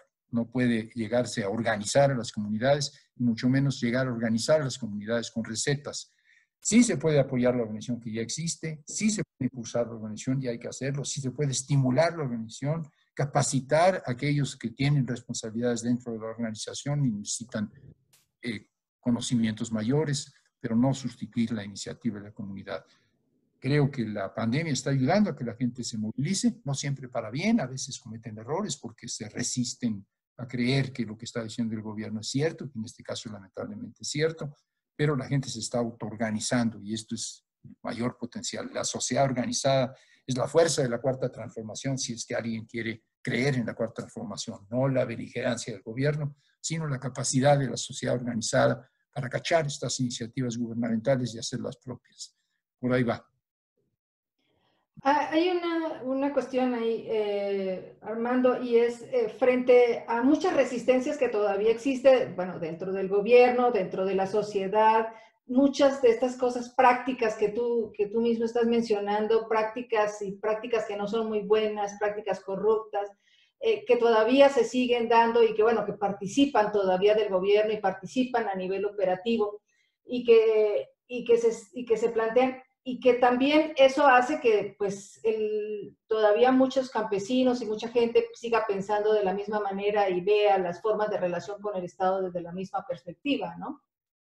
Entonces, ¿cómo plantearías, o sea, cómo romper ese ciclo, ese círculo que podríamos llamarlo vicioso, ese círculo que se está retroalimentando constantemente y que cuando alguien trata de romperlo, en realidad quien termina mal es quien lo rompe, ¿no? Entonces, esa es una verdad, o sea, tal vez exista una intencionalidad muy, muy, muy buena de parte del Estado y de parte del gobierno, pero todavía hay muchas resistencias y muchas formas de pensar que obstaculizan todos estos procesos y pues que siguen siendo fuertes en la comunidad, ¿no? Entonces, cómo romper con toda esa inercia que se genera y llevar hacia esa construcción de comunidad que tú dices? Lo único que me queda claro es que la postura que debiera tener el gobierno y sus funcionarios es una postura que favorezca el cambio de esta perversa lógica clientelar, corporativa, de subordinación, etc. Pero no puedes transformarla. No. El paternalismo no lo puede erradicar el padre.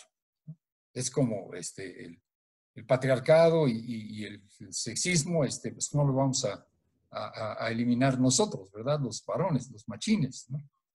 Les toca de plano a ustedes. Bueno, la relación perversa entre el Estado, los gobiernos y el Estado como estructura más permanente y la sociedad en general y la sociedad campesina en particular, lo tienen que erradicar los campesinos, no el Estado. Pues, me autocritico, compañeros, y ahora en adelante yo ya no voy a hacer lo que había sido antes. Pues ojalá que hagan esto y ojalá que lo tomen en serio y ojalá que cambien sus prácticas. Algunos lo están intentando en serio, pero no va por ahí, no va por ahí, no va a decir, ya no, ya ahora ya no voy a hacerlos a ustedes mis clientes, ¿no? Pues, no va por ese lado. Es un proceso de organización el que esto permite, porque es un proceso de empoderamiento. Necesitas tener seguridad en ti mismo, necesitas tener fuerza suficiente, seguridad en ti mismo, para poder romper las reglas. Para que no te pase lo que tú dices hace unos minutos, es decir, el que rompe las reglas pierde. O sea, el que trata de cambiar las cosas pierde. Bueno, tienes que arriesgar para perder. Tienes que arriesgar para cambiar las cosas. Tienes efectivamente que arriesgarte a perder, pero tienes que arriesgar. Y lo puedes arriesgar si tienes cierta capacidad organizativa. Yo creo que han cambiado algunas políticas públicas. Me consta en un caso, no sé si aquí haya gente que conozca el tema, es uno de los temas que yo he seguido un poco más a lo largo del tiempo, que es el de la caficultura mexicana.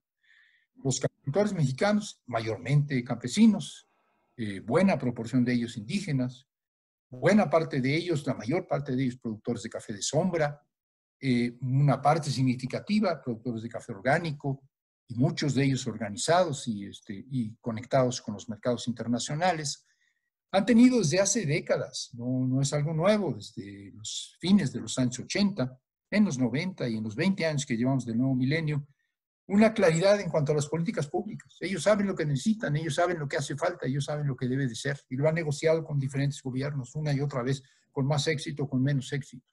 Con la cuarta transformación dijeron, vamos a encontrar un gobierno más sensible, y al principio se encontraron con un gobierno menos sensible. Quizás algunos de ustedes recuerden por ahí la iniciativa de la Nestlé en Veracruz, ¿no? Hombre, la Nestlé va a venir a comprar café, y va a venir a darle empleo y trabajo, y darle un mercado a miles y miles de productores de café. Bueno, la Nestlé lo que va a hacer es inducir la producción de cafés de baja calidad, de café robusta, establecer un monopolio, bajar los precios, convencernos a todos de que debemos de tomar Nescafé. ¿Qué hicieron los campesinos organizados? Dijeron, no, estás jodido, serás el nuevo gobierno, serás el observador, votamos por ti, pero es una estupidez y una barbaridad y no podemos aceptarlo. Y el gobernador de Veracruz, que también es de Morena, le dijeron, estás pendejo y tu secretario de Agricultura está mal, no pueden hacer eso. ¿Y qué es lo que necesita la caficultura mexicana? Esto y esto y esto y esto. Yo he visto de parte de los caficultores organizados una capacidad propositiva extraordinaria y una capacidad enorme de romper las reglas, Y solo rompiendo las reglas puedes lograr que las reglas cambien. Pero esto depende de que estés organizado y tengas capacidad. Si no estás organizado y no tienes capacidad, pues no vas a poder romper las reglas y vas a jugar al juego que te toquen. Y entonces unos y otros van a volver a la complicidad, porque es lo más fácil. Para tener a la gente en paz y tranquila, pues maicearla es más barato que cualquier otra cosa. Yo creo que depende de la gente, que depende de la organización de la gente, y que hay ejemplos de que se puede. Hay ejemplos de que se puede lograr, no por la buena voluntad de los funcionarios, sino incluso a pesar de la mala voluntad de los funcionarios. Estoy en este caso hablando de SADER y Bienestar, porque eran las dos que estaban involucradas, o de la simple incapacidad de pensar de manera un poco más creativa por parte de los funcionarios. A mí me llamó mucho la atención, me sigue llamando la atención, de que los que saben qué es lo que hay que hacer con la caficultura mexicana, no con mi parcela, no con mi ejido, los que saben qué hay que hacer con la caficultura mexicana son los caficultores organizados, no los empresarios y no los funcionarios. Por ahí va, estoy diciendo Tosepan, sí, pero hay una Tosepan. Digo, hay muchas Tosepanes, pero hay una emblemática y no es generalizado el modelo. Y hablo del café, pues sí, hay una organización cafetalera muy proactiva, pero no la hay en otros sectores, no lo hay en otras actividades, aunque sin embargo creo que en la silvicultura hay gente muy organizada, creo que en la producción de granos hay gente bastante organizada, creo que es posible y que hay que impulsar esto. De ahí depende. Si no es desde ahí la relación de subordinación, la viciada relación Estado-sociedad se va a reproducir, incluso en contra de la voluntad de unos y de otros, porque es inercia. Bueno, hay una pregunta. ¿Cómo la experiencia de la pandemia sigue invisibilizando el trabajo de las mujeres rurales, sobre todo en los sistemas alimentarios locales y en el abasto de estos? No estoy seguro de que haya sido así. No tengo ninguna evidencia en ese sentido. Digo, de que el trabajo de las mujeres está invisibilizado, pues sí está invisibilizado. De que su aportación productiva y su aportación en la reproducción de la vida, no solo en la producción económica en el sentido estrecho y limitado del término, ha sido poco visible, pues es evidente. Que la pandemia ha invisibilizado más a las mujeres no me quedaría tan claro. Si hay evidencias de ello, bueno, eso es algo que habría que cuestionar. Pero yo no tengo evidencias de que haya habido una mayor invisibilización de las mujeres, y al contrario, lo que yo estaría viendo es que en este fortalecimiento del autoabasto, en esta lógica de que pues vamos a producir más para nuestra propia alimentación y para el mercado, en la medida de lo posible, pues la función de la mujer aumenta y no disminuye, ¿no? Entonces, no tengo evidencias de que haya habido una mayor invisibilización y marginación de la mujer y de su función productiva. Yo esperaría que al revés, que sea lo contrario. Bajo el panorama del COVID, ¿cuáles crees que son las posibilidades de la agricultura en las ciudades? Sí, pues lo mismo que dije, ojalá que todos los que están aquí y las que están aquí, pongo yo que más o menos se pasan buena parte de su vida encerradas en donde están, si además del lugar en el que están y tienen la computadora para poder estar en videoconferencias todo el pinche día, tienen por ahí un jardincito, ojalá, se los deseo, o tienen por ahí cuando menos una azotea o tienen algunas macetas, pues más valiera por razones de salud mental y de quitarse el estrés y también por razones de tener algo que echarle al plato, producir algo. No, sí creo que esta idea de que podemos producir, así como podemos transformar los alimentos, a ver si logro transmitir esta idea. Hoy, sobre todo, quienes tenemos que cocinar en casa, porque tenemos que cocinar en casa, sabemos que es muy fácil abrir un paquete, abrir una lata, rasgar una bolsa y sacar el contenido, ¿no? Y ahí está, ya, preparado.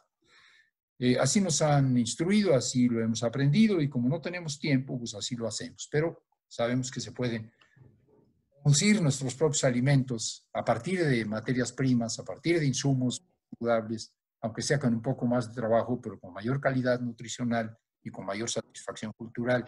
Podemos elaborar nuestros propios alimentos.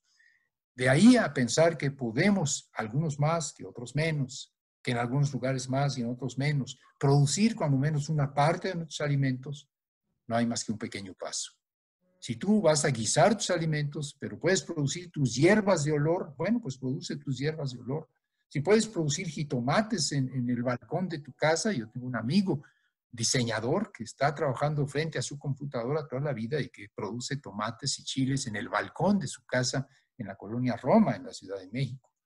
Si puedes hacer esto, estás avanzando en este camino. Podemos ser más autosuficientes, menos dependientes, porque la dependencia no es respecto de quienes nos aportan los insumos, las verduras, las hortalizas, las frutas, los granos, sino de quienes nos aportan las cajas de cereal, las bolsas de granos procesados. Entonces sí creo que hay que impulsar la agricultura urbana. Creo que es importante, creo que hay que hacerlo de manera organizada, que además esto es bueno para la reproducción de zonas, áreas verdes en la ciudad, y que en algunos países se ha hecho con fuerza desde hace rato por razones de emergencia, en el caso de Cuba, ¿no? Porque o producían algunas cosas en las ciudades o simplemente el abasto era peor de lo que ya de por sí era. La dependencia alimentaria era muy severa.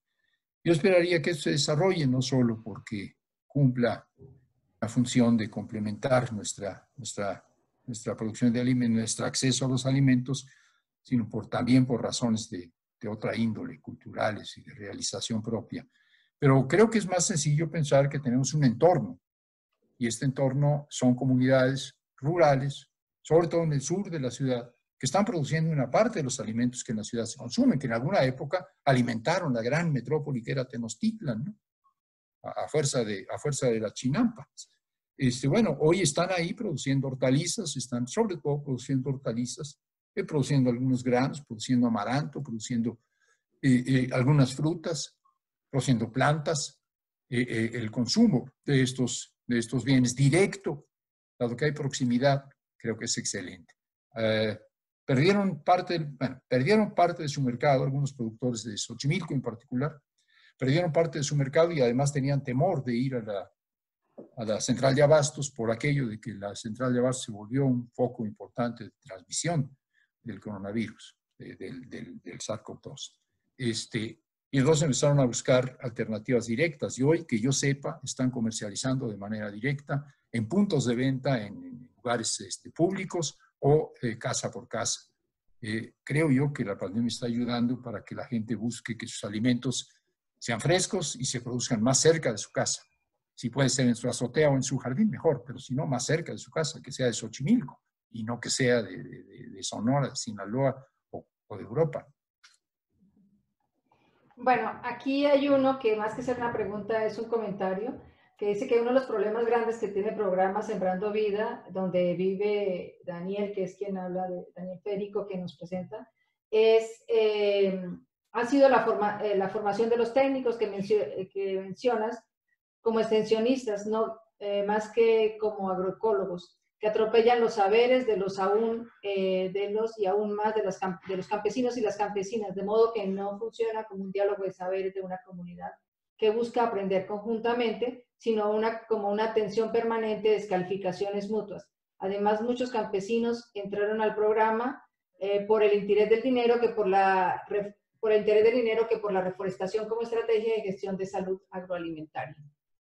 Bueno, no sé si leí bien y Pues me sí. entendiste No, sí, o sí, sí, sí, está clarísimo, está clarísimo. Qué bueno que sucedan estas cosas. Sería una suerte de milagro, sería una película de happy end, que llegara un programa renovador y que los técnicos fueran agroecólogos con sensibilidad y que se desarrollara un diálogo de saberes y que la gente llegara al programa porque le interesa la madre naturaleza y preservar el medio ambiente y no por el dinero. Pero esto no puede suceder. La gente está movida, entre otras cosas, legítimamente, porque va a haber un ingreso monetario y lo necesita. La gente tiene que ese ingreso monetario pues lo conlleva a ciertas obligaciones, ir a reuniones y participar. La gente está acostumbrada a que no le hagan mucho caso y los técnicos acostumbrados a hacer esto, a ser extensionistas. Me consta porque algunos compañeros míos, compañeras mías, han trabajado en la formación de estos técnicos. Estoy hablando de los últimos meses, hablando desde fines del año pasado. Que el modelo de formación y del modelo de participación de los técnicos no es para nada. Pero tú no puedes cambiar el estilo de una persona nada más porque se tomó unos talleres y le pasaste unos PowerPoint, unos videos y le tiraste unos rollos. Les juro que la idea es formar otro tipo, otro perfil. Creo que los técnicos, no sé cuáles son los que te tocaron, hay algunos que son gente ya mayor y estos tienen una enorme ventaja, saben cómo están las cosas, saben de qué se trata, conocen campo, conocen los campesinos, están acostumbrados a eso, tienen una enorme virtud del conocimiento, pero también tienen vicios, tienen estilos ya hechos. Los jóvenes, pues tienen luego buenas intenciones, pero no tienen ni idea, no están acostumbrados, no vienen del campo, muchos de ellos, y entonces hay que aprender. Ojalá que pudieran aprender y aprender rápido, ¿no? Ojalá que así fuere. Creo que la intención es que no sea extensionismo, pero el peligro de que sea extensionismo, el riesgo de que sea extensionismo, sin duda existe, de los dos lados. Ojalá que no, pero no puedo más que desear que sea diferente y tratar de efectivamente pelear porque sea de otra forma. No creo que nos sirva mucho confirmar lo que ya sabíamos, ¿no? Ah, sí, ¿no? Todos los programas públicos son iguales, todos los técnicos son autoritarios, todos los intentos de conversión tecnológica son extensionistas. Pues sí, si me dicen de estos y de otros programas y ahí son corruptos, pues sí, y desvían los recursos, pues sí, y son clientelares, pues sí, y se ponen camiseta del observador, pues sí. Bueno, está mal, todo eso está mal, hay que pelear con eso, pero no sirve de mucho decir, no, pues es más de lo mismo, ya lo sabíamos. Un programa como Sembrando Vida me parece que es un programa muy, muy innovador. No sé, quienes conocemos un poquito la trayectoria del tema de la milpa, la milpa de la parte del sureste del país es en gran medida insostenible. Es una milpa que ha sido arrinconada a las laderas, ha sido arrinconada a lugares pedregosos, ha sido arrinconada a tierras delgadas. Y la gente siembra milpa, pues generalmente cuando es en una zona pequeña, tierras pedregosas muy inclinadas, pues al piquete, ¿no? Con coa. Y en una zona con pendiente, y entonces alinea las filas del maíz, que es solo maíz, se desmonta completamente y se alinea el maíz. Y esto erosiona los suelos tanto por el agua como por el aire cuando ya no hay planta. Está en un proceso de erosión. Si nosotros vemos donde ha habido milpas de ladera en el sureste del país o en las huastecas, en casi todos lados, lo que vemos son piedras. Dicen los campesinos, nacen piedras, salen piedras del suelo, no salen piedras. Lo que pasa es que la tierra se retira. Hay que transformar a la milpa. Hay una propuesta técnica que elaboró el doctor Turrent hace muchos años, un agrónomo, él y otros colaboradores, que es el MIAF, el maíz intercalado con frutales. El maíz intercalado con frutales permite mantener los suelos, sostener la milpa de ladera, preservar, recrear suelos y además aumentar la producción y diversificarla. Y esto está siendo incorporado al programa Sembrando Vida. Parece una buena idea. El maestro Turren llevaba 20 y tantos años, sexenio tras sexenio, tratando de vender su idea y no lo pelaban. Ahora lo están pelando. Que esté saliendo bien, pues no me consta. Que como posibilidad es seductora, me parece que sí. Bueno, aquí hay una afirmación que me parece que sería interesante para entrar en la parte que teníamos de discusión general, y ya que Margarita Nemesio todavía está presente, me gustaría que también, al igual que Armando, nos dieran su opinión con respecto a esta afirmación, y la quiero leer porque la verdad es que es una afirmación que polula y que está presente como en todo este discurso y que actualmente es como una frase de cajón, ¿no? Y es que la pandemia ha favorecido el empoderamiento del campesino y creó también el reconocimiento por parte de las zonas urbanas sobre la importante labor de las zonas rurales.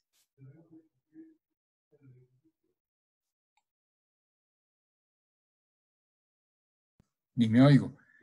Escucho qué opinan por ahí de Margarita esta Nemesio, afirmación. espero que esté ahí. No veo a Margarita. Ah, sí, no. Ah, sí, ahí está. Acá ando, Hola. Armando.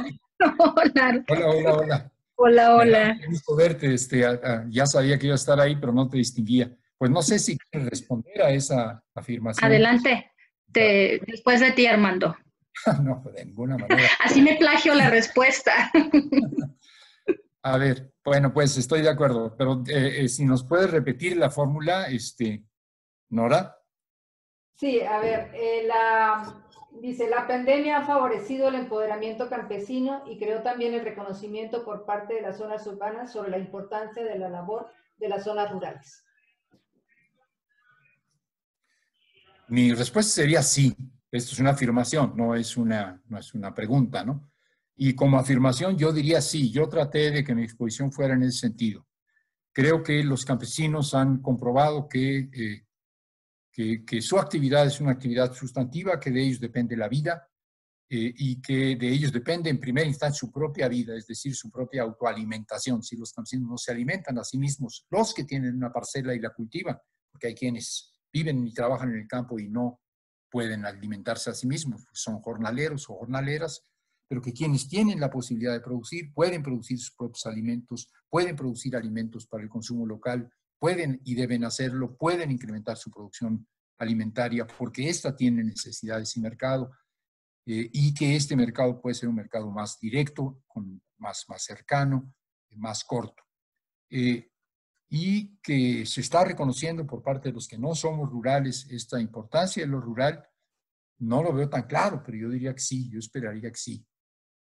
Supongo yo que quienes se hayan encontrado con que no pueden acceder a los alimentos porque se rompieron las cadenas, porque no hay acceso a los mercados, estarán descubriendo lo importante que es encontrar estos productos.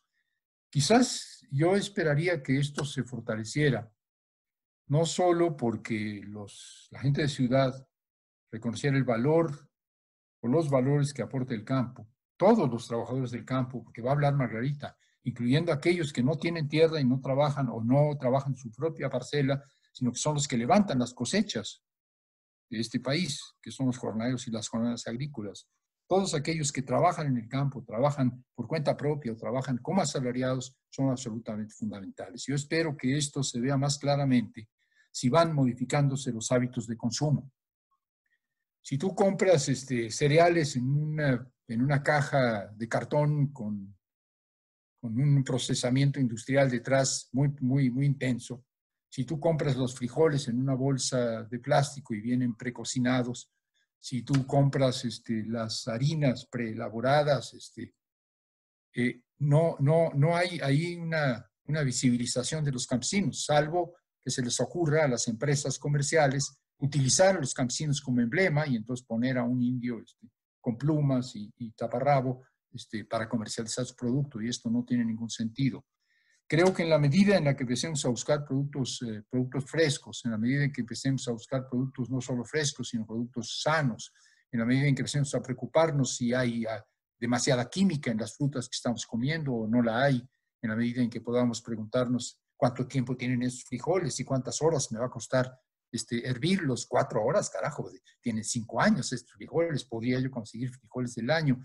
En la medida en que los urbanos vayamos preocupándonos más por la calidad de lo que estamos consumiendo, veremos más claramente el rostro de los campesinos que lo están produciendo o que lo están cosechando. Luego lo vería más por ahí. Ahorita que estamos aquí encerrados, pues no estoy tan seguro de que seamos muy sensibles a lo campesino, pero ojalá que así sea.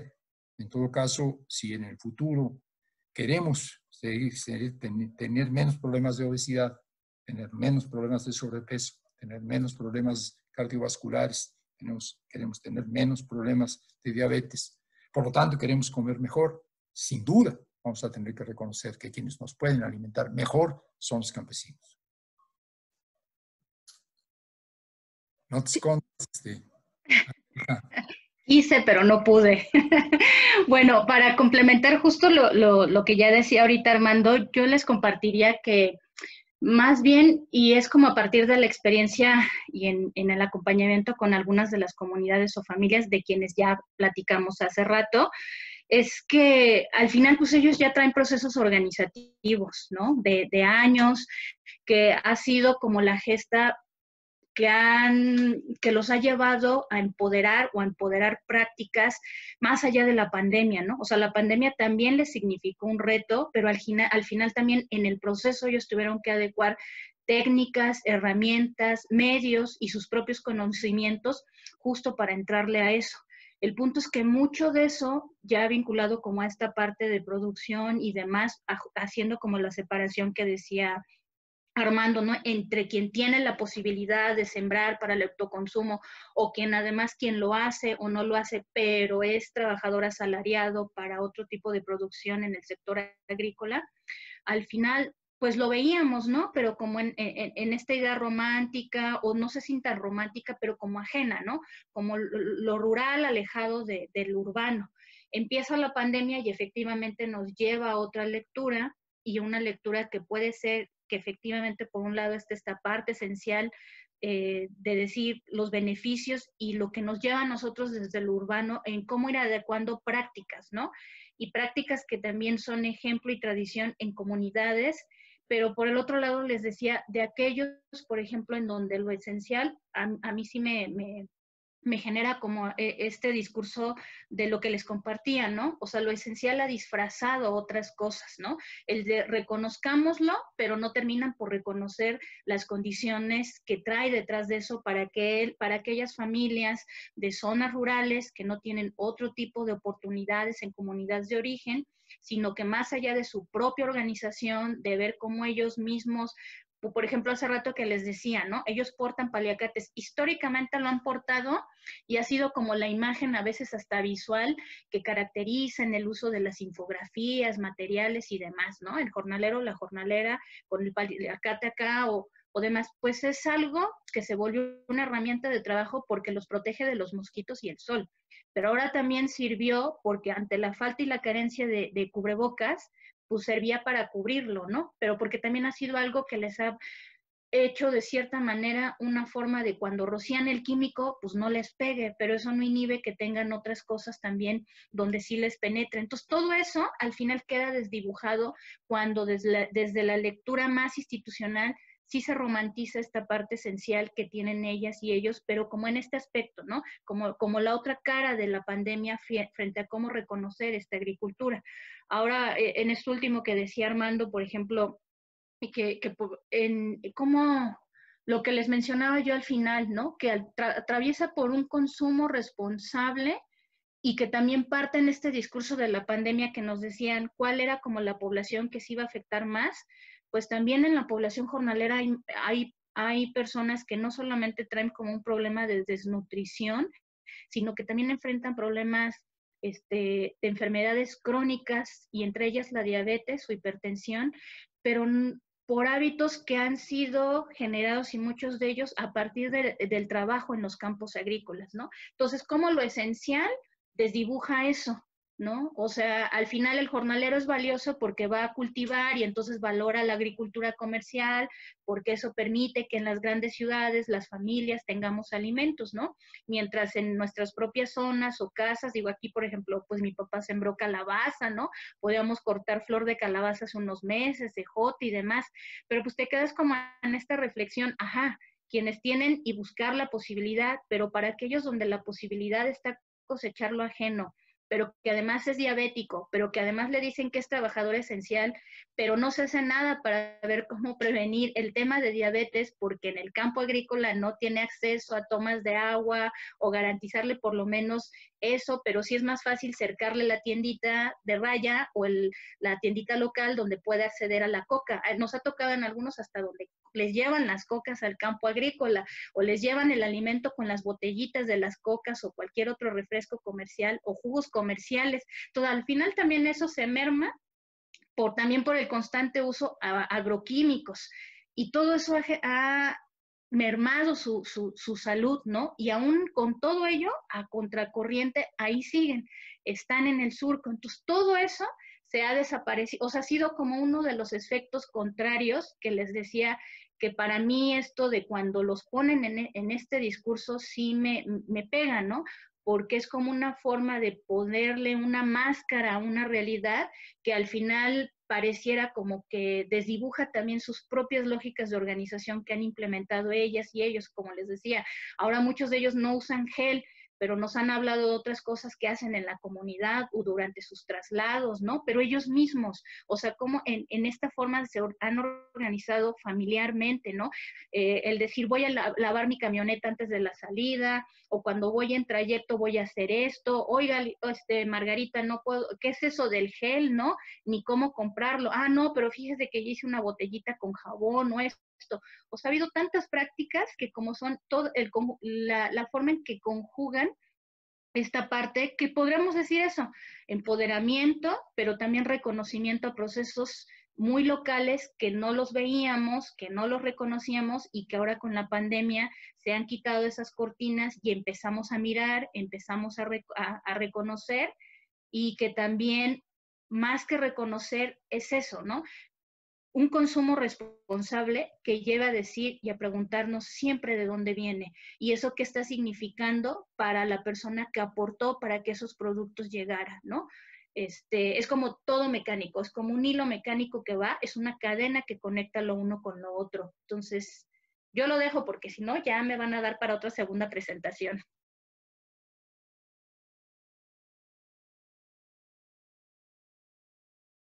Disculpe, se me perdí el micrófono. Bueno, ya para concluir, la última pregunta y ya lo que plantearía y que tiene que ver con el tema de la sesión de hoy, entonces sería, ¿quiénes han sido cuáles son las exclusiones y cuáles las emergencias en la vida rural a partir de la pandemia? ¿Cuáles consideran ustedes? Así como sintetizando en pocos minutos y resumiendo sus presentaciones, no sé, o incluyendo elementos de ahí, porque ya no lo dijeron, o sea, ya está presente en lo que concluyeron, pero aquí como más para puntualizarlo y cerrar que nos quede bien grabado. Bueno, lo que yo empecé, si cierro un poco dándole también por su lado a Margarita, si no me va a reprimir después. Yo creo que las emergencias son, y parece que es una coincidencia de muchos, el que estamos reconociendo la importancia de lo que comemos, no solo porque a veces no hay facilidad para acceder por la pandemia, sino también porque hoy sabemos más claramente que antes que lo que comemos nos hace más o menos frágiles ante el embate del coronavirus. Esto hace que lo campesino, lo rural, lo alimentario, cobre más visibilidad y esto está bien. Por parte de los campesinos creo que también hay una autoafirmación y esto serían emergencias si es que lo queremos ver así. Sin embargo, me parece que se ratifica el que lo rural sigue siendo romantizado, como dice Margarita, Isabel, en el sentido de verlo como el campesino, ¿no? El campesino con su parcelita, con su huerta de traspatio, con sus frutales, con su milpa, y estamos invisibilizando a los millones de hombres y mujeres que son los que cortan las cosechas de este país. No solo la cosecha, pero bueno, principalmente. No emergen con suficiente claridad los jornaleros agrícolas. Quizás porque el tema es menos romántico que el campesino chayanovista que hemos construido desde la academia y a veces desde fuera de la academia. Hay otro mundo rural, este mundo rural de los campos agrícolas, el mundo rural de los jornaleros, el mundo rural de los monocultivos, el mundo rural de los agroquímicos utilizados a pasto y sin control, el mundo rural del agronegocio, de la exportación, el mundo rural de la ausencia de derechos laborales, el mundo rural de la ausencia de políticas públicas. Está en batalla todavía en la cuarta transformación a 2 años, el que desapareció el programa que había para jornaleros y jornaleras, el PAJA, y no hay un programa nuevo que está pasando. Yo creo que lamentablemente los jornaleros y las jornaleras están una vez más invisibilizados, siguen estando invisibilizados. Emergen los campesinos, esta visión romántica del campesino con su milpa, su huerta, su traspatio, pero el otro mundo del trabajo rural, que es el de los jornaleros agrícolas y de la gran agricultura, la agricultura que aporta la mayor parte del producto agrícola interno, que es la agricultura empresarial, se visibiliza menos. Tenemos que atender más a esto. Si hace 50 años hubiera dicho esto, me hubieran corrido. Entonces decía yo que se visibilizaban los jornaleros agrícolas y se invisibilizaban los campesinos. Esta idea de la proletarización del campo. Hoy esta proletarización es una realidad y hay que reconocer la presencia del trabajo de los jornaleros y las jornaleras y de su aporte y de su sufrimiento, si no queremos que la emergencia del campo sea una emergencia romántica, la emergencia del campesino ideal, la emergencia del campesino que produce alimentos y produce para el mercado, esos campesinos que nos van a dar de comer a todos, esos campesinos de la vía campesina. Hay otros campesinos, hay otras campesinas, los que cortan las cosechas, los que trabajan fuera de su comunidad, y estos tienen que ser visibilizados. Es una tarea pendiente, ojalá que el coronavirus sirva, pero no estoy seguro de que la pandemia ayude a eso. Será el esfuerzo que hagamos durante y después el que ayude a que emerja también este sector. El trabajo rural asalariado como un pilar de nuestra agricultura hoy y lamentablemente como la base para la acumulación del agronegocio y de la contaminación de las aguas y de los suelos, de los cuerpos de los jornaleros y las jornaleras y de una parte de los alimentos que ellos producen. Ahora sí. Muy bien, pues yo lo sentaría como en estas dos, o sea, en términos de la exclusión o los excluidos o los grupos excluidos, hay varios, ¿no? O sea, aparte del sector jornalero, por ejemplo, está quienes laboran en la maquila, en el trabajo doméstico, en la construcción, son de los sectores que ya precarizada históricamente han estado siempre, ¿no? Que aún con los cambios legislativos o adecuaciones en la normatividad que tenemos y que muchos de ellos basados en estándares internacionales, ¿no? Como precursores para garantizar derechos, no dejan de ser precarios. La pandemia vino a agudizar, ¿no? Ahorita hablábamos como de un sector, pero si nos vamos con cada uno de ellos, híjoles, nada más con que ustedes echen a un clavado diario a los medios de comunicación o medios sobre todo locales, no hombre, es de película de terror las cosas o las notas que rescatan testimonios directos de personas trabajadoras que ahora con la pandemia y que como lo conocemos porque también lo vemos a diario y tal vez hasta el vecino, la vecina en nuestra colonia, en la calle cercana, etcétera, sabemos de situaciones que se han agudizado, que están entrando en una etapa crítica y que falta, ¿no? O sea, esto apenas vamos creo que a mitad de carrera y los efectos, ¿no? Tiene como diferentes escenarios, tanto en lo urbano y dependiendo de las condiciones y características de cada quien, pero en estos sectores particularmente sí vino a generar como rollo de película, ¿no? De terror, ¿no? Por las situaciones ya tan agudas y que ahora con la pandemia pareciera como si hubiera sido un curita, ¿no? Un curita que vino a tapar eso para hacerlo como más agudo, o sea, como para generar dentro de esa cadena otra forma de cómo ahorcar más el trabajo, su salario y demás. Por eso es como hacer esta mirada mucho más diversa, mucho más amplia, ¿no?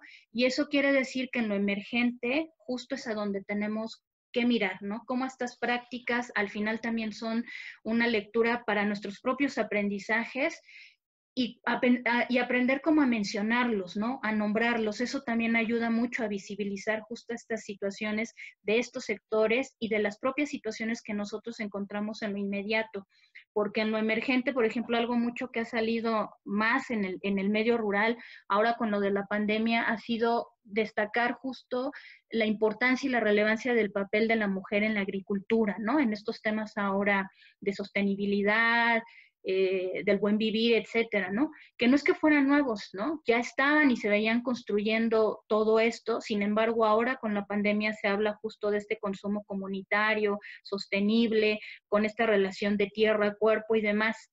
Pero justo eso, ¿no? O sea, que al final no quede como en este mote nada más denunciarlo, ¿no? Es como al final, en términos del papel de la mujer, de las infancias, ¿no? De las adolescencias, incluimos esto, y esto va mucho de la mano. Lo emergente es aprender a escuchar esos discursos, aprender a escuchar necesidades, aprender a comprenderlas y a ir generando un lenguaje, ¿no? Cuando decimos, es que yo estoy, o hacemos algo, por ejemplo, de lo que nos explicaba Armando cuando hablaba de este seminario que estuvo con la SADER, ¿no? Estas lógicas de cómo llegamos, a veces no necesariamente en las instituciones, ¿no? Cuando llegamos con estos actores en estos sectores y ahora con la pandemia, pareciera que vamos a enseñarles.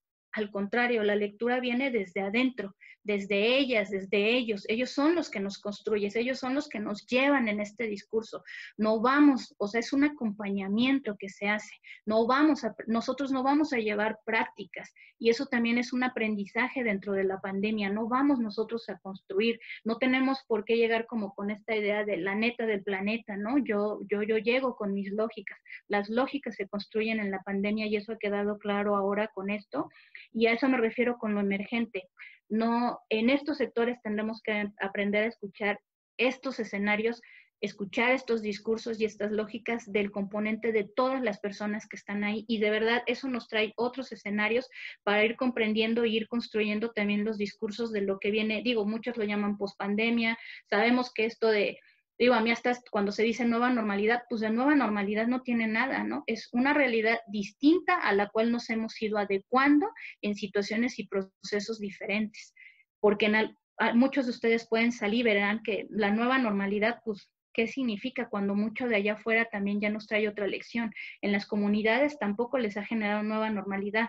Para jornaleros y jornaleras, en algunos les trajo hasta que les redujeran su sueldo, que algunos no encontraran vivienda y que durmieran en los kioscos, que algunas personas de comunidades rurales locales tuvieran que entrarle al jornal y eso significó que muchos de los jornaleros migrantes ya no encontraran la posibilidad de las jornadas o de los tiempos de trabajo porque ya competían ahora con los jornaleros locales, ¿no? Si lo que cosechaban anteriormente en el ciclo pasado, pues ahora tenían que compartirlo porque había una familia local que también estaba jornaleando porque tenía la misma necesidad por la carencia de empleo. Todas esas son las realidades que al final convergen y lo que nos lleva justamente como detonantes de una emergencia que habla de nuestras propias respuestas ante esto.